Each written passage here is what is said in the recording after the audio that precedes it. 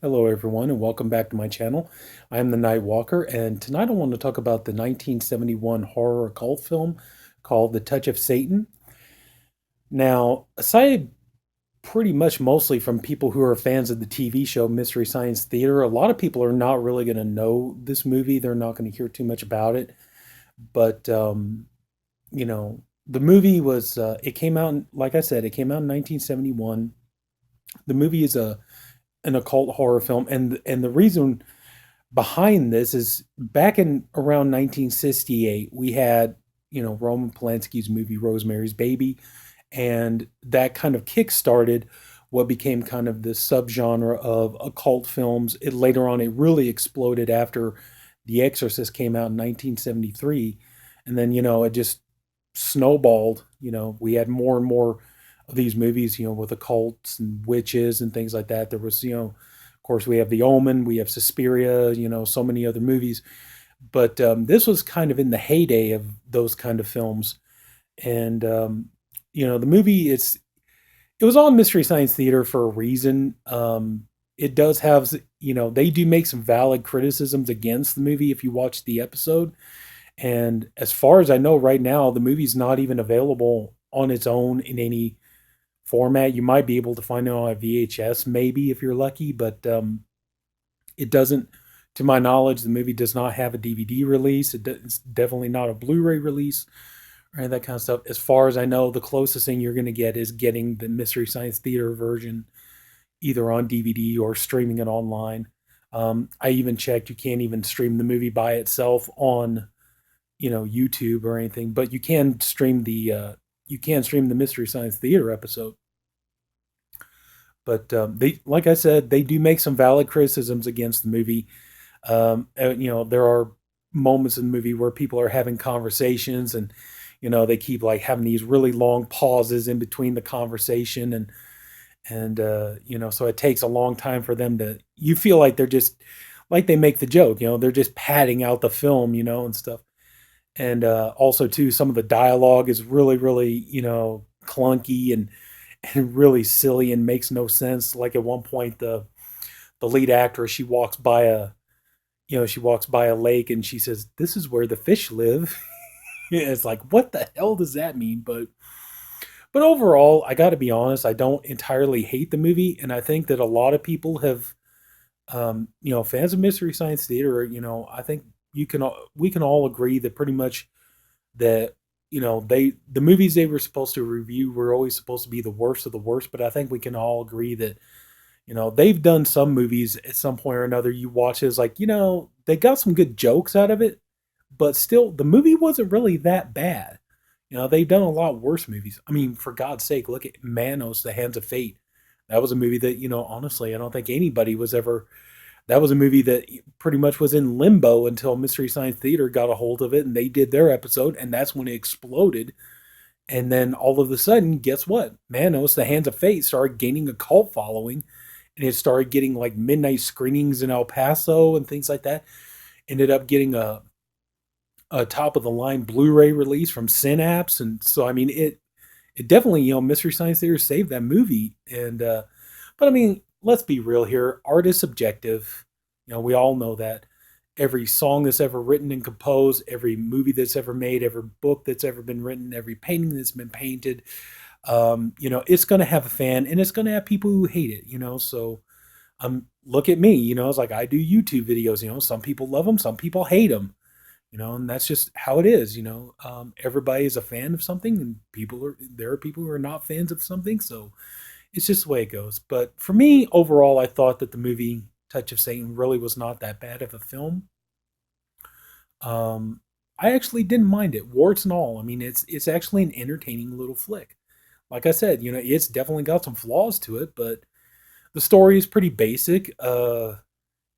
And well, like I said, this is came out about the time in the early '70s, because you had this series of satanic and occult films that started with Rosemary's Baby, but really kicked off with The Exorcist in '73, and then just went on. But anyway, though, getting back to the story is about a young man named Jody, and he's driving down the road, and oh, by the way, there'll probably be some spoilers in here. Uh, but anyway, so this man Jody, he's young guy, he's driving in Mystery Science Theater keeps joking about he drives a muscle car, you know. So he's driving around the country, and we learn that he's basically this young man. His dad's a lawyer, wants him to be a lawyer too. He said he didn't know. He wanted to go out and kind of do some soul searching, see if he could find himself, see if that's really what he wants to do, unless he had something else. So his father agreed, gave him the car, gave him some money, and told him go find yourself, and we'll see what happens.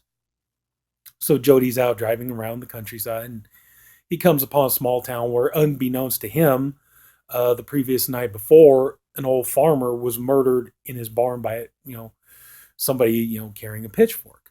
And then we realize this right at the beginning of the movie. The murderer is this old woman. I mean, she's very, very old. I mean, almost like think of Grandpa in the Texas Chainsaw Massacre. If he had a sister, she would be it. I mean, she's completely like wrinkled and old and almost decaying. And but her name is Lucinda, and it turns out that there's this farm family, which also too kind of has the movie does also kind of have of a, I got my Texas Chainsaw Massacre shirt, so but the movie does also have kind of a Texas Chainsaw Massacre vibe to it, in the sense that you have this one person in this farmhouse that's secluded that has this uncontrollable urge to kill, and they're being kind of protected by this family unit who helps keep them and tries to keep them in check, but keeps tries to keep the crimes hidden away from everybody so they're never found out. But anyway, so Jody, he comes into the small town, and he stops, gets himself some gas and some lunch, and he stops off at by the lake, and he's sitting there. He's well, actually, it's a pond. I'm sorry. So he's enjoying his lunch, and the girl Melissa, who is the daughter of this family that's taking care of this woman Lucinda, who's the killer. She comes up, and they strike up a conversation. It takes a bit to get going, but like even Mike Nelson made the joke, on the Mystery Science Theater episode. Well, I suppose plot's not going to unfold itself, but they get to start talking and getting to know each other, and ultimately she invites him to their house, so for dinner, and he accepts. So she takes him there, and then you could see that right away that the people there, the man and woman who are supposed to be her mother and father, although it's never really explained how these people came to be in this family, because we see later in the movie in a flashback that this is not her mother, this is not her father, these are two completely different people. And so it's never really explained how the characters of Luther and Molly end up figuring into this, and how they ended up with Melissa into having to guard Lucinda from killing people and stuff. So it's kind of odd there, another little flaw. They never really explain that much. But so anyway, so you could tell that Molly and Luther, they're not happy to have him there. It's not because they don't like him. It's just they know that Lucinda is crazy. She's a murderer. She'll, you know, they don't want to. They don't want to do this anymore. They don't want to be stuck in this situation where they have to keep cleaning up, after all her murders, cleaning up all her dead bodies, and having to keep her crimes a secret from everybody. So, and so they're mad at Melissa for bringing Jody to this house because, as far as they're concerned, that's going to be another, she's putting them all in danger, and that's going to be another situation that they're going to have to deal with. So they don't, but, Melissa keeps reassuring everybody it's going to be okay. Don't worry about it. Just, be nice to the guy. Don't worry. Everything will be all right. So they loosen up, and, they have dinner with him, and they're polite and good hosts to him. And so he's talking about, well, it's time for me to leave. But then Melissa tells him, no, don't go out there. It's going to be foggy tonight and everything. We got a spare room, stay, and all this. And he's like, well, I don't want to strain your hospitality. And of course, like Molly and Luther are shocked because, like I said, it's not that they don't like Jody, they just don't want anything to happen to him. They just want him to they just kind of want to hurry up and get him out of there before anything happens to him, before he gets hurt. And they don't understand why Melissa is insisting on him staying there. But so anyway, so she says everything will be okay, don't worry about it. And so she gets Molly and Luther to agree, and so they put him up in a room.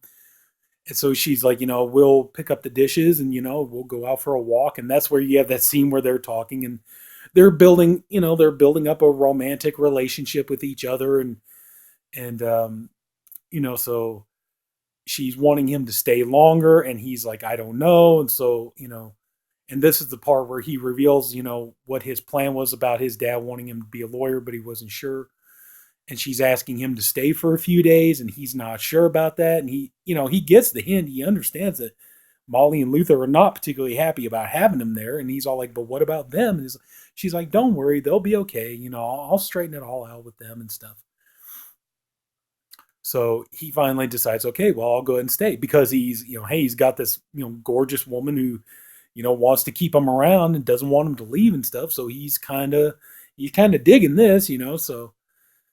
So anyway, so he decides he's going to go ahead and stay. And so she shows him to his room. And when he goes into the room, he accidentally drops some coat hangers in the closet. And that's when Lucinda emerges. And that's the first time he sees her. Of course, she scares the living hell out of him. And she's telling him, go away, go away. And so, he goes and he talks to Melissa, and he's all like, who is that? And so she explains to Jody that that's her sister, or no, she's her great grandmother, and that, she got badly burned when she was a young girl, and that, you know, that she's just an old lady. She likes to wander around the house. She's nothing to be concerned with. And he's like, but why did she warn me to go away? And she's, well, because she doesn't like strangers. So she's able to kind of, like get him to, relax and go back to bed, which he does. And so the next morning, Melissa and Jody, they're out, just doing some chores. And she asks if, he would take her to the store in town. And he was like, yeah, sure, no problem. And so I'm just going to go let Molly and Luther know that we're, going to the store. We'll be back in a little bit. Okay, so he goes in, or she goes in, and she sees Molly and Luther, and you could tell they're not happy. And she explains to them she already, asked Jody to stay for a few days, and he agreed. And Luther's like, yeah, I figured you would. And he's all like, but I don't understand what's going on here and stuff. And she's like, don't worry about it. It's like, everything will be okay. She just keeps insisting all the time, everything is going to be okay. It'll be all right. So don't worry about it. And so, so okay, fine, just go ahead and go to the store. So they go to the store, and and a lot of people are really like looking at, they're kind of giving her the funky eye and the evil eye and stuff. And Jody's like, he's kind of curious about it. It's like, what's going on here? Why does everybody act like we have the plague? And so we find out that, Melissa reveals that she has a reputation in the town of being a witch. He's like, how did you get that reputation? He's like, well, because I am. And so he admits he doesn't believe in witches and witchcraft and things like that. And so, she asks him, you want to see where I do my witchcraft? And he's like, yeah, sure. So she takes him to this little kind of shed out in the middle of the field. And they're just hanging out there. And you see she's got like these kind of like old relics, like old clothes and things like that, old furniture and things in this. And so they're kind of like talking the whole, witchcraft, not witchcraft thing. And meanwhile, while all this is going on, a deputy comes up to the farmhouse, and, he talks to Molly and Luther and asks them if it's okay if he can just look around, see if, he's still working on the murder of the farmer. He wants to know, like, can he look around, see if he finds anything and all this? And so Molly and Luther, yeah, sure, no problem. It's okay. Because, they're like, well, it's going to definitely raise some red flags if we tell the guy, no, we don't want you, coming around here looking. So he goes out and he's looking around, and he's finding some stuff. He actually manages to find the pitchfork. And so he goes to, sit in a squad car and radio in for, backup, I guess, And then that's when Lucinda attacks, and she's got like a meat hook, and she hooks him to death. Well, it's a hay hook that Luther uses for hooking the hay and stuff. So, she ends up killing him. And of course, Luther and Molly freak out, and then they realize they got like another situation to deal with. And then Melissa and Jody arrive, and Jody now sees that that Lucinda is a murderer and stuff like that. And Melissa is the only one who calms Lucinda down, and so they take her back in. And Jody's like getting sick. He's never seen a person murdered before, let alone a cop being murdered. And so pretty much he also sees that they've kind of dealt with this sort of thing before. So Luther grabs Jody, takes him in the barn, handcuffs him in the barn so he can't get away. And then they argue about, okay, you got to follow me. We're going to take the car out, and, we'll put the body in the car. You'll get burned and all this other kind of, try to cover our tracks and everything else. So they go and they take the car, and, Luther runs it off a cliff. Car explodes and everything. Well, meanwhile, while that's going on, Melissa goes into the barn and she talks to Jody, and Jody's now scared to death because he feels that he's witnessed this murder, and so they're going to kill him. And so he's asking Melissa, what are their plans for me? And he's like, she's just like, don't worry about it. I'll talk to Luther, and you'll be all right. You're not going to get hurt. And so he's trying to talk to her about Lucinda, and she's all like, just stay for a few more days. I promise I can fix things. And he's all like, how are you going to fix things? And she's like, don't worry about it. Just, trust me, and so on and so on.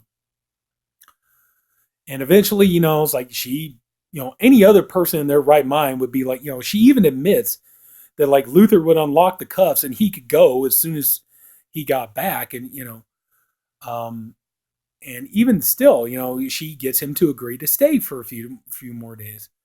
And so, and they actually make a joke about that, on Mystery Science Theater, they joke about, he's like, well, I'll just stay at the end of the week and then that's it, but so, so of course they're having a comfortable evening after everything that's happened. And, Jody witnessed the murder, and Luther and Molly are, like I said, they're tormented, they don't want to be doing this stuff anymore, and they don't want to be cleaning up murders all the time. So Jody goes up, he goes to bed. And then Melissa, she goes out to her little shed where she, works her witchcraft, and she's able to kind of influence Jody's dream to where he could see like the events of what happened. And that we realize that in this dream kind of flashback that both Melissa and Lucinda were actually sisters back in the old days, and even though their father was this old timey proper man who's teaching them about the Bible and stuff, they have this reputation of being witches. And then the townsfolk come to them and saying, hey, we want your daughter, particularly Lucinda. We want your daughter. We think she's put a hex on us. It's like, this person here, their livestock died. This one here, they're young and is sick, and this and that. So, and the father's like, you're not taking my daughter. It's like, we just want the witch. And he's like, over my dead body. And so, okay, so they go in there and they drag Lucinda out, and then they hang her, well, not hang her, but they tie her to a tree or a stake, a tree. They're going to burn her alive. And so they start the fire. And meanwhile, Melissa is screaming and raving and pleading for somebody to help. But then it's supposed to be Satan, but it's actually, you hear it, it's Melissa's own voice. And, saying, what would you give? Would you give your soul to save her? And she's like, yes, yes. And okay, then put out the fire and save the witch. And so she does. And, then she turns around, she curses the townspeople, saying that, you did this to my sister. You asked for death. Now you're going to get it and stuff. And so, the people run away scared, but, the damage is almost already done. Lucinda is still alive, but she's badly burned and deformed and, from the fire. And then realize that Melissa made a pact with the devil. So Jody wakes up, he goes out, he sees, he sees Melissa, and he's talking to her, and she explains that, everything that he saw in the dream was real. But Jody, he's ever the skeptic. He keeps telling her there's no such thing as a devil. There's no such thing as witches and witchcraft. And she said that, we've been alive for, many, many, many years, decades, over a century. And, she's like, I've had the devil inside me all this time. And, I belong to the devil. I belong to Satan because I sold my soul to him. And meanwhile, apparently, for whatever reason, this is like really upsetting Lucinda. She's freaking out. And then Molly and Luther go up to check on her and she attacks the two of them. Then she runs out and she goes to the shed and she tries to attack Jody, you know. And, Melissa finally does what everybody's wanted for a long time. She confronts Lucinda and ends up, using witchcraft to burn Lucinda alive. And, the whole shed burns down and everything. And Melissa is barely able to get out. But, Jody pulls her out. And so they're kind of watching the whole thing go down. And Lucinda is gone. She's dead. So the next morning, it's like Jody's getting ready to leave. As far as they're concerned, he's pretty much whatever purpose he was supposed to, fulfill there. He's done it, so he's ready to leave. And so he's getting ready to head out, and he tells Luther, "I won't tell anybody about anything that happened." And at this, you could see that Luther and Molly are completely changed, because now they're, they know they're free. There's no more of this that they have to deal with, so they're happy about that. So anyway, so he starts to leave, and then he decides he can't leave. He's in love with Melissa, so he goes back. Sees her by the lake where they met, and he tells her that he doesn't care if that's what she believes, that the devil's in her soul, that he loves her anyway. He wants to be with her, and so they start making love, and they have this very passionate, torrid love scene and all this. Then when they get done, you see that she's aging, she's dying, and all this stuff. She's starting to basically wither away right in front of his face. And there's only one chance to save her, which is Jody has to give his soul to Satan, and which he does. He doesn't bother him a bit. He's like, "Don't let her die. I love her." And he's all like, "Would you give me your soul to save her?" And he's like, "Yes." So, well, then save her, and does. And so then we realize the two of them are pretty much together now. They're in this romantic relationship, but now they're both damned to hell, and that's pretty much where the movie ends. So, like I said, it has a little bit of an unsettling ending, which a lot of those occult movies back in the day did. Um, but like I said, that kind of became a big thing back then. But this movie, unfortunately, like I said, it's as far as I know, it doesn't have a DVD release on its own or a Blu-ray release. Like I said, maybe you could find it on a VHS somewhere, maybe Laserdisc, probably. But anyway, though, yeah, I just thought, I don't know why. I just wanted to talk about this movie in particular. I love Mystery Science Theater. It's a great show, but I just thought, I'd go ahead and talk about this episode. Just something about it I wanted to talk about. It's one of my favorite episodes, and it's one of those things. I actually enjoy the movie itself, not just the jokes, but it's like I wouldn't actually like if I found out, say like Severin or Synapse or Arrow or somebody put this thing out on a Blu-ray. It's like yeah, I'd want to get it just to have it for the movie itself. So I don't mind it that much. But anyway, though, that's pretty much going to wrap it up. I just wanted to make a video.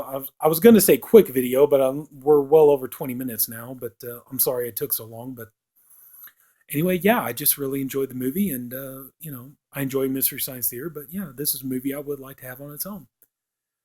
So that's going to do it. So if anybody took the time to watch this video, I thank you for doing it, and I appreciate you for doing it. I really hope you enjoyed the video. If you did, would you please like and subscribe? There'll be weekly videos posted. And I am the Night Walker, and you never know. You might be careful because you might see me out prowling around at night. Take care.